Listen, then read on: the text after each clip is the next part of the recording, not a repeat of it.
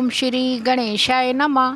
भौम प्रदोष व्रत कथा के सुनने से देवों के देव महादेव का आशीर्वाद प्राप्त होता है और आर्थिक परेशानियों से मुक्ति मिलती है। कथा इस प्रकार है। श्री सूत जी बोले कि अब मैं मंगल त्रयोदशी प्रदोष व्रत का विधि विधान कहता हूँ। मंगलवार का दिन व्याधियों का नाशक है। इस व्रत को करने से एक समय व्रती को गेहूं और गुड़ का भोजन करना चाहिए। इस व्रत को करने से मनुष्य सभी पापों और रोगों से मुक्त हो जाता है। इसमें किसी भी प्रकार का कोई संशय नहीं है। अब मैं आपको उस बुढ़िया की कथा सुनाता हूँ जिसने यह व्रत किया और मोक्ष को प्राप्त हुई। यह घटना प्राचीन काल की है। एक नगर में एक बुढ़िया रहती थी। उसके मंगलिया नाम का एक पुत्र था। वृद्धा को हनुमान जी में बड़ी श्रद्धा थी। वह प्रत्येक मंगलवार को हनुमान जी का व्रत रखकर यथाविधि उनका भोग लगाती थी। इसके अलावा मंगलवार के दिन ना तो वह घर लीपती थी और ना ही मिट्टी को खोदती थी। इसी प्रकार व्रत रखते हुए जब उसे काफ़ी समय बीत गया तो हनुमान जी ने सोचा कि चलो आज इस वृद्धा की श्रद्धा की परीक्षा लेता हूँ।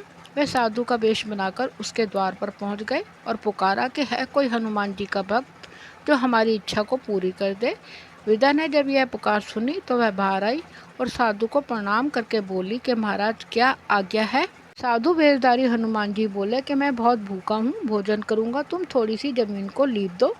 वृद्धा बड़ी दुविधा में पड़ गई। अंत में हाथ जोड़कर प्रार्थना की कि हे महाराज, लीपने और मिट्टी को खोदने के अलावा आप कोई दूसरी आज्ञा दे, मैं अवश्य पूर्ण करूँगी।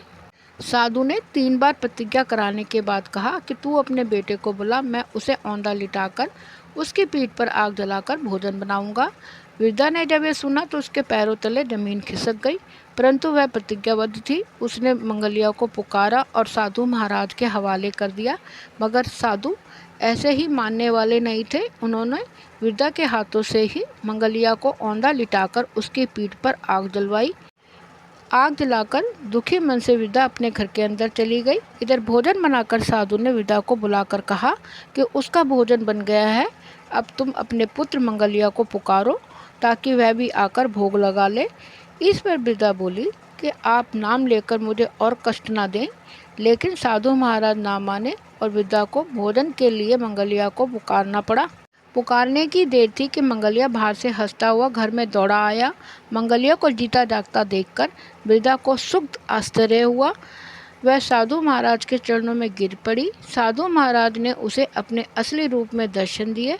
हनुमान जी को अपने आंगन में देखकर वृद्धा को लगा कि उसका जीवन सफल हो गया है।